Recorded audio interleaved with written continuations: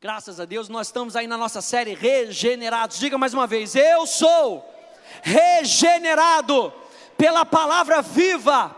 Diga: pela palavra poderosa de Deus. Na última vez que nós nos encontramos, nós falamos sobre algumas características de nós que somos pessoas regeneradas. Nós falamos que entender a nossa natureza hoje, é uma parte essencial da nossa teologia de adoração. Se eu quero aprender o que é adoração, eu preciso aprender quem eu sou, com vista naquilo que Deus é. Olhando para Deus, eu identifico quem eu sou, e se Deus age dessa maneira, eu vou agir da mesma maneira. Essa é a teologia da adoração que nós vimos na Bíblia. Não é uma teologia onde eu só me envolvo com Deus e eu fico sozinho no meu mundo. E é isso que nós vamos tratar hoje. Nós vamos falar hoje sobre a adoração da comunidade. Vamos falar sobre adoração coletiva. O que você faz impacta outras pessoas. A vida que você leva, a vida que você escolhe viver, impacta outras pessoas.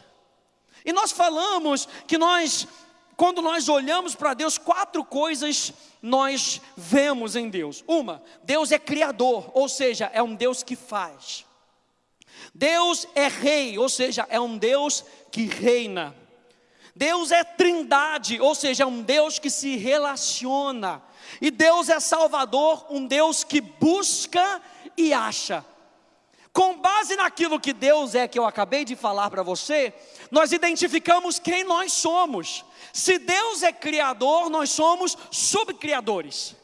A nossa fé, e nós falamos isso da última vez, a nossa fé, ela não cria nada do nada. A nossa fé, ela pega aquilo que Deus já criou e coloca a fé do sobrenatural no natural. A sua fé, ela é para ser um subproduto daquilo que Deus já falou, e se Deus falou, já veio à existência. No mundo sobrenatural já existe. Se Deus falou para você que a vitória já é sua, Ele não vai criar a vitória quando você se posicionar. A vitória já está esperando por você, e quando você se posiciona, aí sim ela tem espaço aberto para se manifestar na sua vida, através de princípios. Por isso Deus trabalha por princípios. Diga comigo: Deus trabalha por princípios. E fé é um estilo de vida. Fé é a maneira como nós vivemos para traduzir o sobrenatural para o natural. Fé, uma definição de fé para você: fé é como nós conseguimos traduzir o sobrenatural para o natural. É como as pessoas conseguem ver o sobrenatural na nossa vida, porque fé é evidência. Fé é prova concreta. A segunda coisa que nós dizemos então é que nós somos imagem e semelhança. Nós somos pessoas que reinam e pessoas que administram os recursos do reino. Nós falamos que nós somos construtores de comunidade, pessoas que se relacionam e pessoas que revelam. E nós falamos que nós somos contadores da história da salvação. Nós somos pessoas que agem e que buscam, assim como Jesus busca o perdido, aquela ovelha perdida. Nós somos pessoas que agem conforme esse desejo de Deus se relacionar com o homem. E eu quero falar nesse tópico hoje de que nós somos construtores de comunidade. Eu quero que você entenda que a nossa vida de adoração envolve viver em comunidade, de forma coletiva. Eu falei para você que no entendimento da nossa vocação, seres que são imagem e semelhança são chamados para viver em justiça, em um relacionamento correto em 4 áreas. Estou só lembrando o que eu falei da última vez. Nós somos chamados para viver em um relacionamento correto com Deus. Nós somos chamados para viver em um relacionamento correto uns com os outros. Nós somos chamados para viver em um relacionamento correto conosco mesmo. E nós somos chamados para viver em um relacionamento correto com a criação. Se você quer anotar alguma coisa, pastor, não deu tempo de anotar nada, vê a última, vai lá no site da academia, academiadafé.com.br, vídeos, assiste. Mas uma coisa eu quero que você anote agora: Nós somos construtores de comunidade, chamando pessoas a pertencerem. Nós somos construtores de comunidade, chamando pessoas a pertencerem, ou seja, convidando. A nossa adoração não é somente para Deus, a nossa adoração é também um convite para os homens. A sua vida é um convite. Fala sério, você vê um camarada se dando bem na vida, você não acha que essa prosperidade da pessoa é em si um convite para você? A pessoa acabou de comprar um carro novo. Não estou falando de inveja, não. Eu estou falando que a vida de vitória do teu irmão te convida. A vitória da cruz do Calvário te convida a andar em prosperidade. E quando alguém, por isso que a Bíblia fala para você se alegrar com os que se alegram também. Porque a alegria do teu irmão tem que ser a sua alegria. A alegria do teu irmão é um convite para você andar em alegria. A prosperidade do teu irmão é um convite para você andar em prosperidade. E você aprender os princípios bíblicos de prosperidade. A fé do seu irmão te estimula a usar a fé que Deus te deu.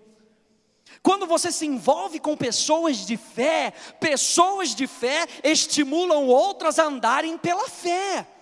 Então a nossa adoração, ela convida outras pessoas.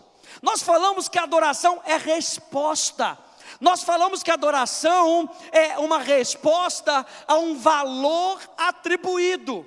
Quando você se relaciona com pessoas adoradoras de Deus, você tem um convite divino para adorar a Deus. Por isso o Salmo 1 vai dizer: não anda com pessoas escarnecedoras. Não se sente na roda dos escarnecedores, porque eles vão te convidar a você fazer o mesmo. Pastor, mas eles não me chamam. Mas a atitude do mundo para os olhos é algo prazeroso. O mundo continuamente te convida, assim como o reino de Deus continuamente te convida. Então a nossa adoração coletiva, gente, chama pessoas a pertencerem, influenciando pessoas a se comportarem tal como você se comporta. O reino de Deus é um convite para uma vida diferente.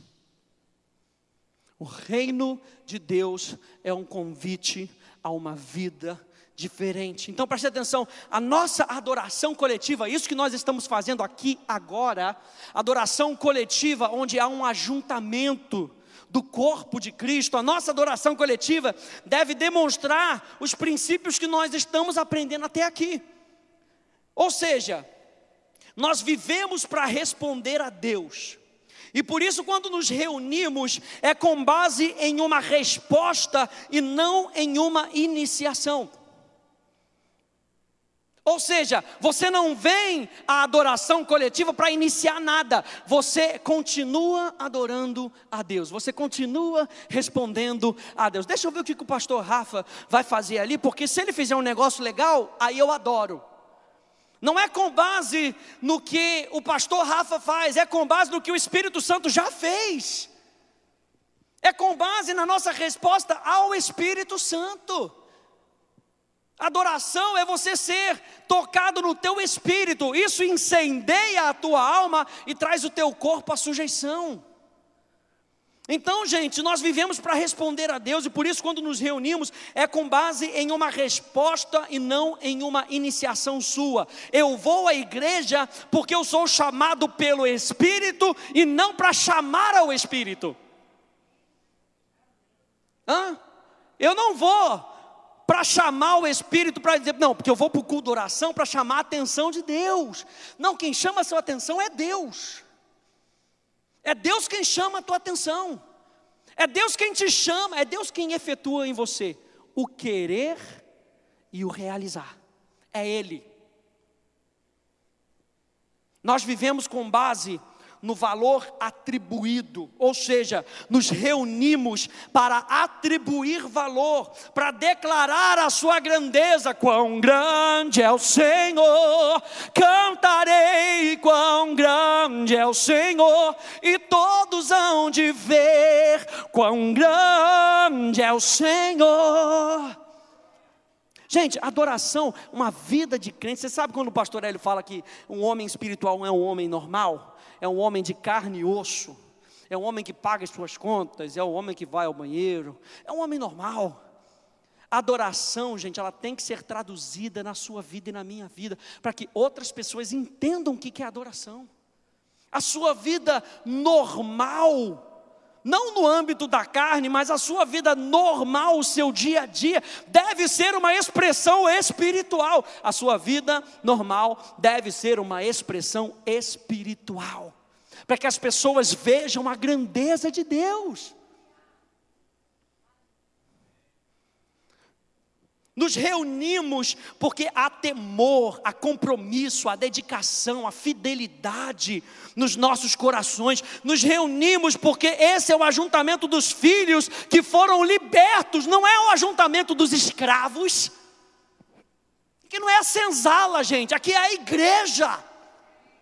É o ajuntamento de pessoas que se livraram, que foram libertas, que foram libertas do império das trevas. E nós decidimos nos juntar. Quero que você entenda que o Espírito Santo ele vai trabalhando em você, para que você seja um agente de transformação para outras pessoas. Nos reunimos porque fomos redimidos e podemos compartilhar do mesmo privilégio, gente. Nos reunimos para servir ou participar dessa grande obra que acontece nas nossas vidas. Essa coletividade, gente, é essencial para o nosso crescimento. Você sabia disso? Você sabia que é no meio das pessoas que você exercita a paciência?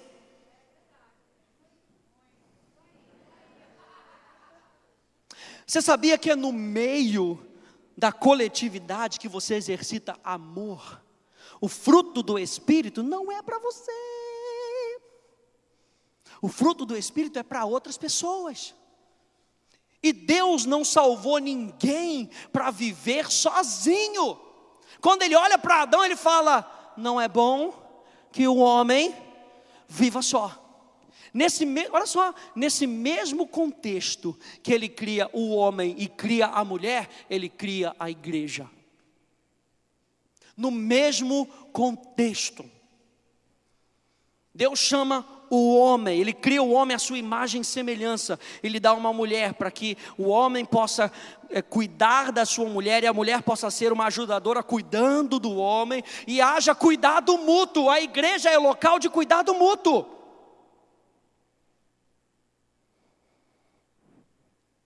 Então, essa coletividade é essencial para o nosso crescimento pessoal, para a nossa alegria coletiva e para o nosso testemunho cultural, para que saia além dessas quatro paredes.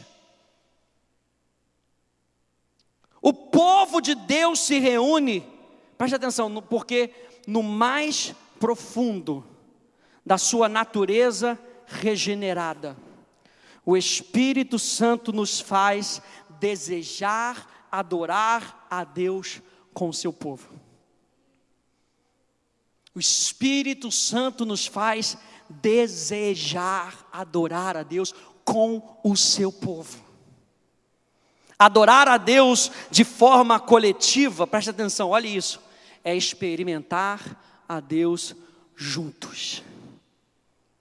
Deus não chamou cowboys solitários. Deus não chamou cowboys solitários.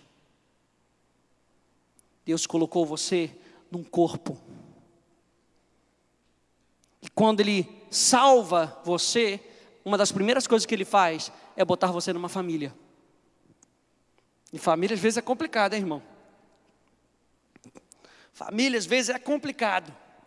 Na família você tem o bebezinho, você tem um adolescente, que é aquele que acha que é maduro o suficiente para tomar as decisões, mas só entra em furada, porque acha que consegue. Você tem os maduros espirituais. E João incentiva o crescimento dessa família. Vocês que são pequenininhos, meus filhinhos, olha, vocês se disciplinem, vocês jovens, vocês têm vencido o maligno, mas vocês ainda não são maduros o suficiente, mas vocês já têm vencido. Então vamos lá, existe uma maturidade espiritual. E quando eu vejo um irmão meu amadurecendo, isso me estimula a amadurecer, gente. Isso me estimula a amadurecer. Queremos ver o povo de Deus, queremos ouvir da obra de Deus na sua vida e conhecer a maneira como podemos servir a Deus, servir o seu povo e ser parte de algo maior do que nós mesmos, maior do que a nossa diferença de idade, a nossa diferença de raça, a diferença de sexo, condição financeira, para buscar e celebrar o que a graça de Deus faz por todos nós. Por todos nós. Abra comigo em Hebreus capítulo 10, por favor.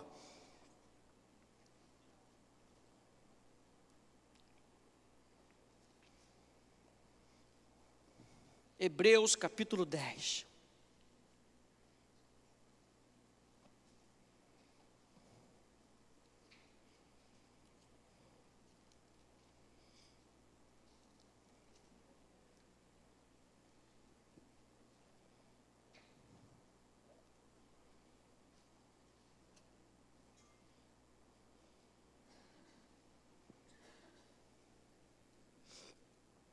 Diz assim: consideremo-nos também uns aos outros, para nos estimularmos ao amor e às boas obras.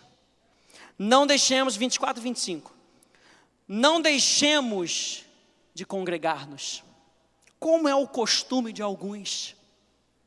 A pessoa que deixa de congregar, veja no verso 24, por que nós nos congregamos? Porque nós consideramos uns aos outros. Número 2, para estimularmos uns aos outros. Você acha que você ficando em casa, a novela vai te estimular a andar na verdade? Preste atenção em mim, por favor. Você acha? O que te estimula a viver a verdade é a verdade. É a verdade que te estimula a viver na verdade. Faustão não vai te ajudar. A novela não vai te ajudar. Ana Maria Braga não vai te ajudar. O Bom Dia Brasil não vai te ajudar. O que te ajuda a viver na verdade é uma ferramenta só. É a verdade. E nós somos filhos e filhas de Deus que vivemos pela verdade. Uns mais, outros menos. Mas a base da nossa comunhão, como eu falei da última vez, é aquilo que Jesus fez por nós. E quando nós nos ajuntamos por causa da verdade. Para nos estimularmos a andar na verdade. Para nos estimularmos a andar pela graça, para nos estimularmos a andar na luz, como Ele está na luz. Ele é sempre o padrão, Ele é sempre a verdade absoluta. Consideremos-nos também uns aos outros. Na Bíblia King James atualizada diz assim: não abandonemos, o verso 25, não abandonemos a tradição de nos reunirmos como igreja, segundo o procedimento de alguns, mas pelo contrário, motivemo-nos uns aos outros. E a palavra igreja no grego, eclesia, fala do ajuntamento. Em nenhum lugar você vai ver quando Jesus disse, por exemplo, eu edificarei a minha igreja. Jesus não estava falando de indivíduos. A palavra igreja não é uma palavra para indivíduos. A palavra igreja é uma palavra em grego para coletividade de indivíduos. Então quando ele está falando para a igreja, ele está falando para o coletivo. A palavra igreja fala daqueles que foram chamados de fora, Aqueles que foram chamados de fora de um contexto para ouvirem uma direção e saírem anunciando aquela direção. Nós somos a igreja, diga, nós somos a igreja. Então, gente, eclesia, preste atenção, fala do ajuntamento dos santos, o ajuntamento dos representantes do reino, daqueles que foram chamados para serem capacitados, motivados, e ao saírem, serem capacitadores e motivadores, agentes de transformação, embaixadores da cultura do reino, no poder do Espírito Santo. E eu quero ver com vocês então, para a gente terminar, 3 princípios dessa nossa adoração coletiva. Quando nós nos reunimos, o que é importante nós entendermos? O que é importante nós observarmos? Número 1, a adoração coletiva deve ser centrada em Deus. Deus é o foco da nossa adoração, é Ele que deve receber a nossa adoração, é Ele que deve receber toda a resposta do nosso coração, a busca do nosso coração é por Ele. O foco central de você se juntar aqui com outras pessoas é para você cultuar a Deus, com que a sua comunhão com o seu irmão seja um culto para Deus.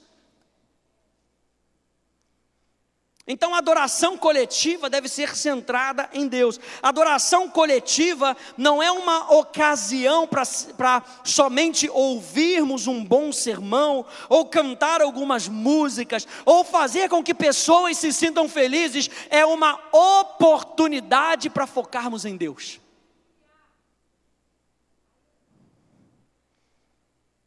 Na maneira de Deus, nos seus pensamentos, na sua palavra e na sua verdade. Agora o ponto número 2 também é extremamente importante. A adoração coletiva é missional.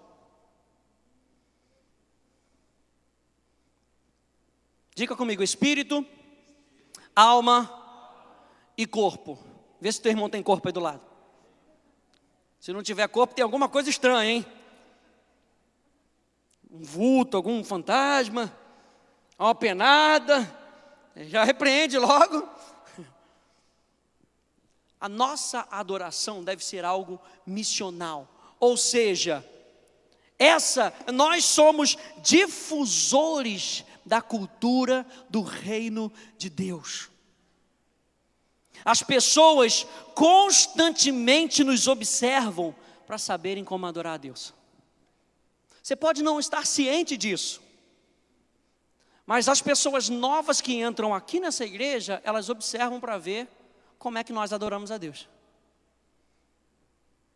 Fala sério, você vai na igreja de uma outra pessoa, você não tem logo no primeiro impacto ver como é que... Peraí, deixa eu ver se aqui bate palma, deixa eu ver se aqui levanta a mão, para saber se eu posso fazer dessa maneira aqui. Eu sei, a Bíblia me autoriza a fazer, mas deixa eu ver se aqui na cultura, para eu não me sentir um peixe fora d'água, deixa eu ver se a cultura aqui dessa igreja local, se eles fazem.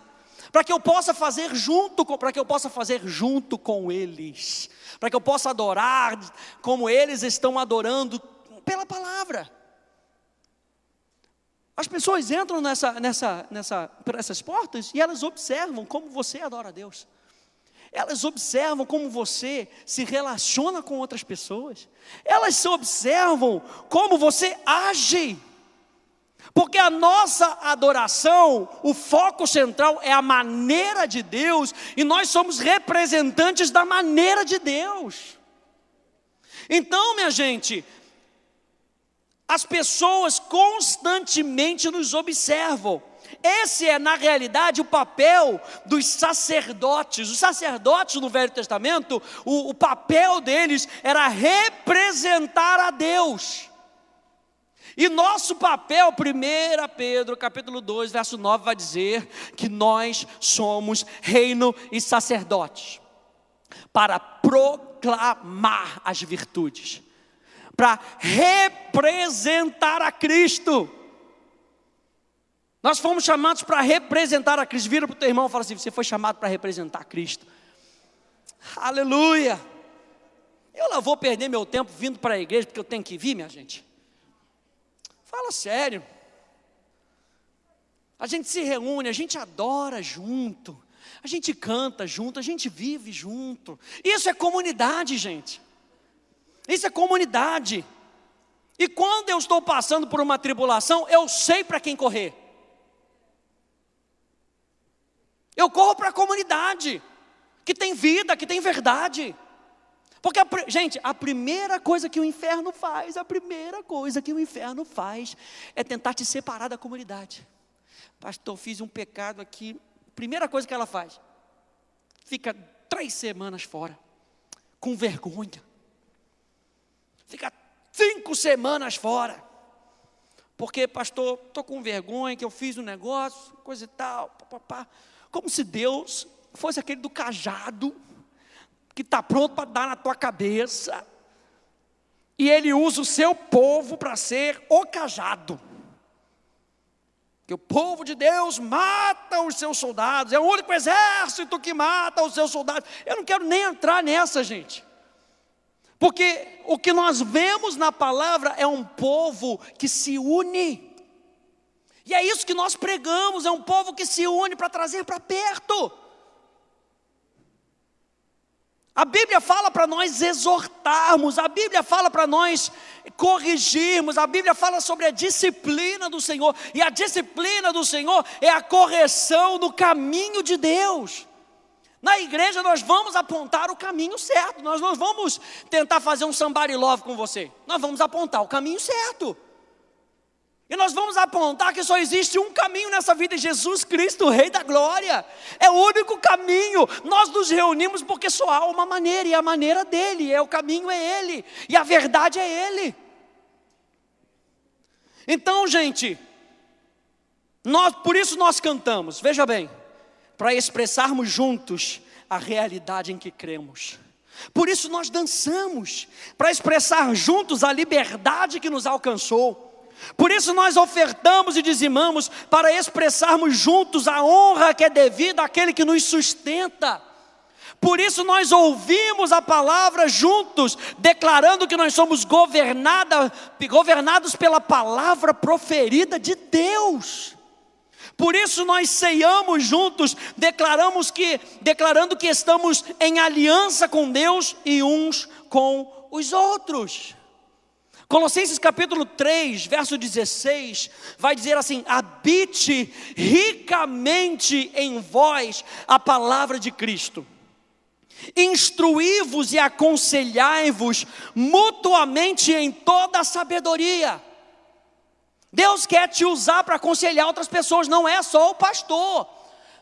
Efésios capítulo 4, verso 11, vai dizer que Deus chamou apóstolos, profetas, pastores, mestres e evangelistas para quê? Para treinar você, para que vocês possam instruir uns aos outros em sabedoria, em toda a sabedoria.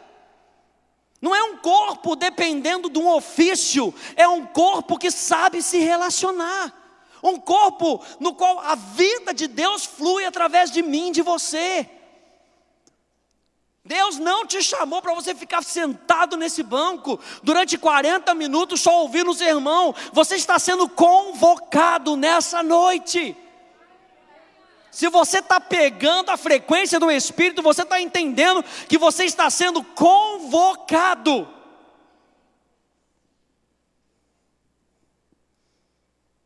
Abre aí comigo em 1 Crônicas, capítulo 16.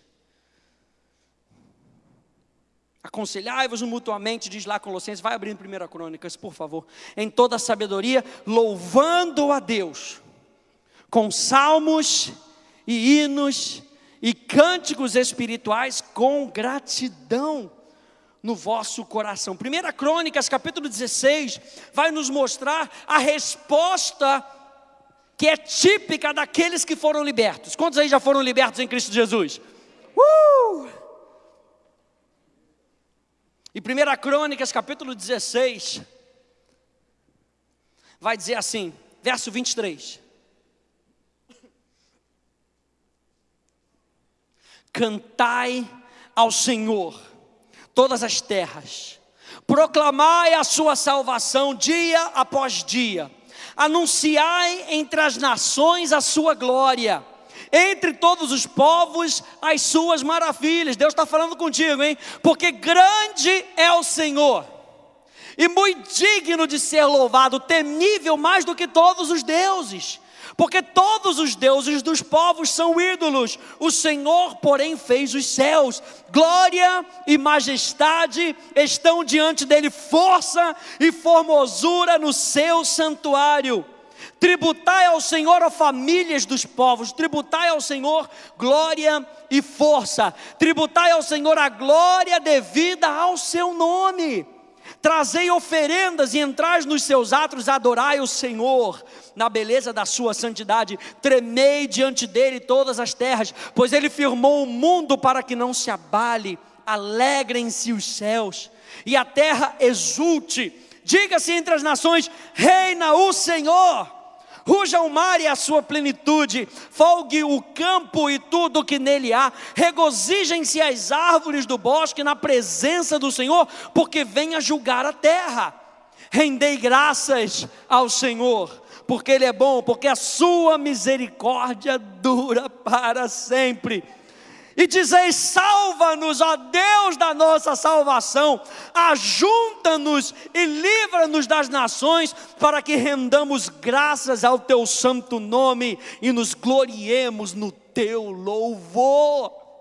Agora, esse era um pedido que estava apontando para o futuro. Eu disse para você que nós somos a igreja. Se nós somos a igreja, nós somos aqueles que foram ajuntados.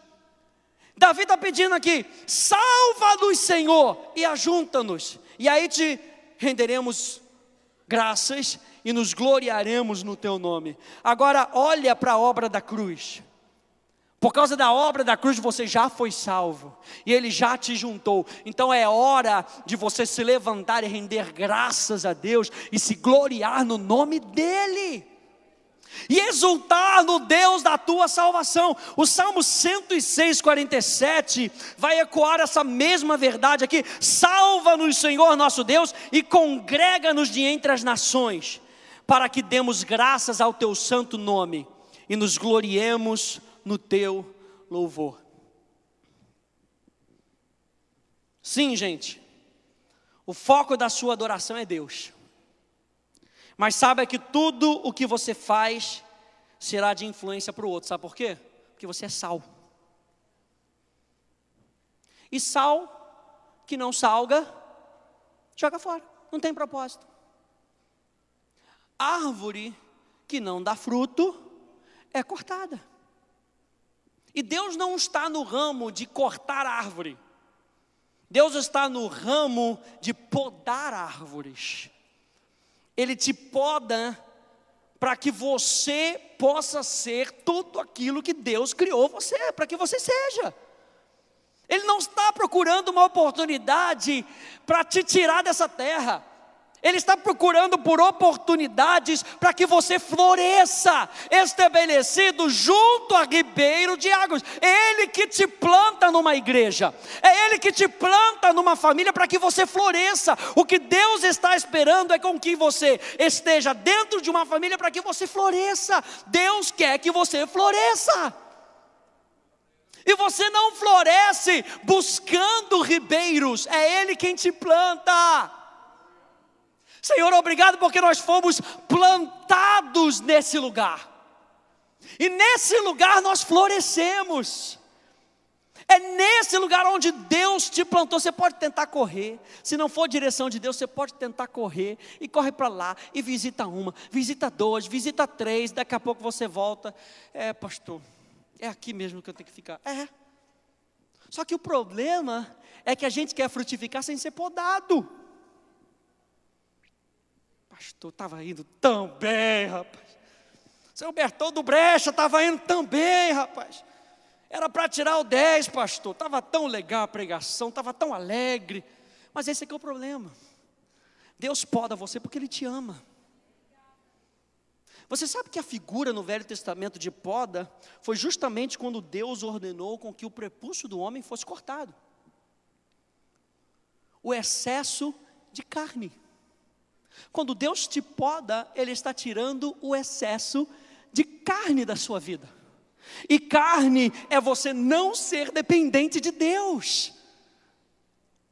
Em João capítulo 15, Jesus vai dizer: eu sou a videira, e o Pai é o agricultor, o Pai é quem cuida de mim, nós somos dependentes de Deus. A videira é Jesus e nós estamos ligados nele, gente. Então permita com que Deus tire o seu excesso de carne. Permita com que Deus pode você, e a comunidade vai fazer isso. A comunidade, gente, ela vai agir de tal forma que vai incitar você a ter paciência. Por isso, numa comunidade, existem pessoas que são mais fáceis de se lidar e outras pessoas que são mais difíceis. Porque é uma família. Diga, eu faço parte de uma família. Por isso, gente, ponto número 3, para a gente terminar agora. Adoração coletiva deve ser altruísta. Ou seja, não deve ser egoísta. Ao você participar do coletivo, não pense em você mesmo. Quando você foca em Deus, Deus está focando nas pessoas. Deus vê milhões e milhões através de você. Se permita pensar assim: Deus vê milhões e milhões através da sua vida. Deus vê milhões e milhões de pessoas salvas. Deus vê milhões e milhões de pessoas redimidas. Deus vê milhões e milhões de pessoas curadas. Através de mim, pastor? Através de você. Porque a comissão foi para você. Ele disse que se você colocar a mão no enfermo, se você declarar que ele está curado, ele será curado. Se você expulsar o demônio, será expulso. Porque ele te deu autoridade. Então pessoas serão libertas através de você. Então não seja egoísta. Quando você vier para o ajuntamento coletivo, se esbanje na presença de Deus. Cante a sua liberdade, dance a sua liberdade. Ouça com atenção. Porque a palavra que nós temos dito, essa é a palavra que vos foi evangelizada, é viva e poderosa. Mas muitas vezes os nossos sentidos, gente, lutam com a gente se dispõe para vir à igreja, para o coletivo, e os nossos sentidos, o nosso cansado, o trabalho da semana, o projeto que eu tenho que entregar amanhã, dá até amanhã, pastor, e você vem para a igreja e já está pensando no amanhã. Deixa com que o amanhã cuide do amanhã. Deus quer falar contigo todos os momentos. Deixe o rio fluir através de você. Não seja egoísta, por favor. Não faça da sua vida uma represa. Não retenha o rio de Deus. João capítulo 7. E eu termino com esse verso. João capítulo 7, verso 37 a 39 diz: no último dia, o grande dia da festa, levantou-se Jesus e exclamou: se alguém tem sede, venha a mim e beba. Ou seja, há um lugar para a sua adoração particular com Deus. É claro que há. Há um lugar onde você busca Deus e Ele mesmo te alimenta, e Ele mesmo tira a tua sede. Mas também há um lugar onde você vai pegar essa água que Jesus te deu, e através do Espírito brota algo em você, e você vai ter o privilégio de dessedentar outras pessoas, porque o rio vai fluir através de você. Você é representante do reino de Deus. Quando nós nos juntamos, nós somos representantes do reino de Deus. Gente, a figura é tão crítica da igreja, é tão poderosa, que a palavra igreja, que não é um termo espiritual, a palavra igreja era usada para o Senado de César. O Senado de César era a igreja de César. Olha só que interessante. Eram aqueles que se reuniam para declarar, para fazer decretos, para representar o seu César. E quando eles saíam, os senadores saíam para representar César aonde quer que eles estivessem. Mas havia uma deliberação. Havia um encorajamento um para o outro, e nós somos essa igreja. Igreja onde nós permitimos o rio de Deus que flua. Quem crer em mim, como diz as Escrituras, do seu interior fluirão rios de água viva. Isso ele disse com respeito ao Espírito que haviam de receber os que nele crescem. Nós liberamos isso pela fé. Não sou eu quem convence você, é o Espírito Santo. Você pode passar mais 20 anos vindo à igreja e procurando mais um sermão para você ouvir de forma religiosa. Ou você pode decidir mudar a sua mentalidade e vir para participar, e vir para contribuir. E você vai fazer a sua experiência nesse lugar viva. Não vai ser algo morto, não vai ser cisterna rota.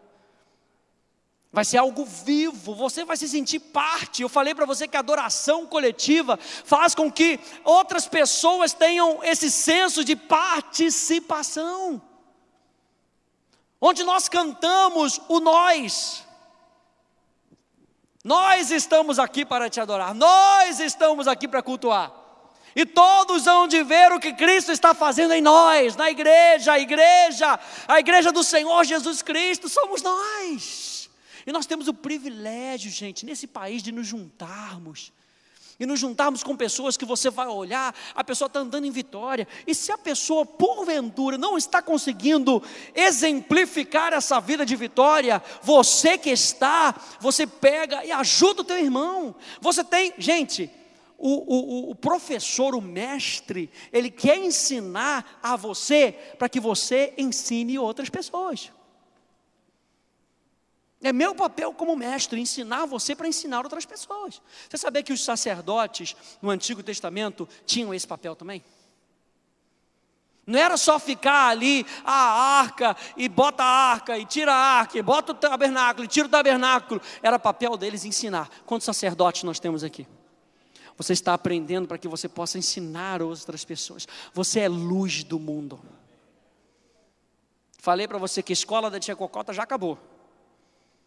Está na época de entrar na Universidade do Espírito. Na Universidade do Espírito o negócio é mais rápido. Culto de terça-feira é a Universidade do Espírito. O negócio é mais rápido. O buraco é mais embaixo. Fique de pé comigo.